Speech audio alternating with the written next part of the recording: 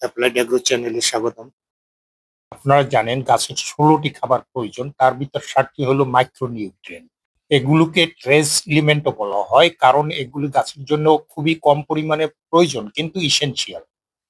ম্যাক্রোনিউট্রিয়েন্টের ডিফিসিয়েন্সি ধরা পড়ে ওল্ডার লিভসে এবং মাইক্রোনিউট্রিয়েন্টের ডিফিসিয়েন্সি ধরা পড়ে কচি পাতায়।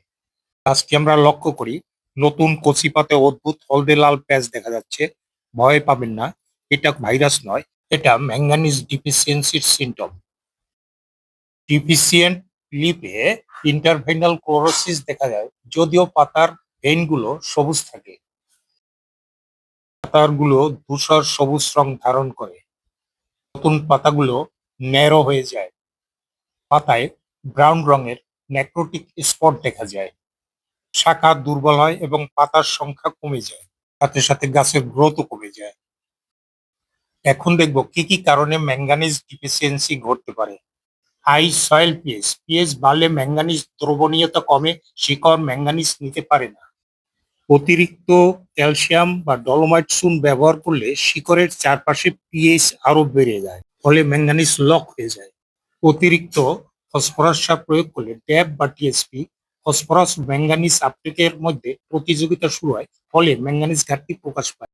ওয়াটার লক, কোনো কারণে মাটিতে পানির পরিমাণ বেড়ে গেলে সেটা কুয়াশাও হতে পারে। শিকড়ে অক্সিজেনের পরিমাণ কম হয় এবং ম্যাঙ্গানিজ শোষণ বাধাগ্রস্ত হয়, ফলে ম্যাঙ্গানিজ ডিফিসিয়েন্সি দেখা দিতে পারে।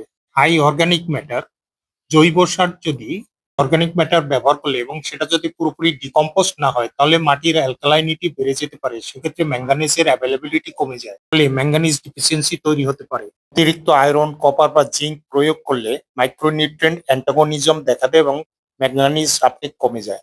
কোনো কারণে রুট ড্যামেজ হলে, রুট অ্যাক্টিভিটি বাধাগ্রস্ত হলে ম্যাঙ্গানিজ আপটেক কমে। আমরা দেখব ম্যাঙ্গানিজ ডিফিসিয়েন্সি কিভাবে কন্ট্রোল করা যায়। প্রতি লিটার জলে ৩ থেকে ৫ গ্রাম ম্যাঙ্গানিজ সালফেট দ্রবণ তৈরি করে ফলিয়ারে স্প্রে করতে পারেন। কতদিন পর পর স্প্রে করবেন? ৭ থেকে ১০ দিন পর পর, মোট ২-৩ বার। প্রথম স্প্রের ৫ থেকে ৭ দিনের মধ্যে পাতার রং উন্নত হয়। দ্বিতীয় স্প্রের পর সিমটম প্রায় চলে যায়। ম্যাঙ্গানিজ সালফেট অতিরিক্ত দিলে টক্সিসিটি হয়, ডোজ বাড়াবেন না। বারদোস মিক্সার, লাইম, ক্যালসিয়ামের সাথে মেশাবেন না।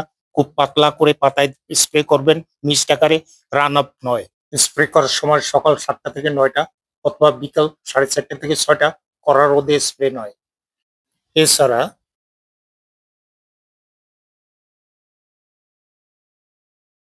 Thank you.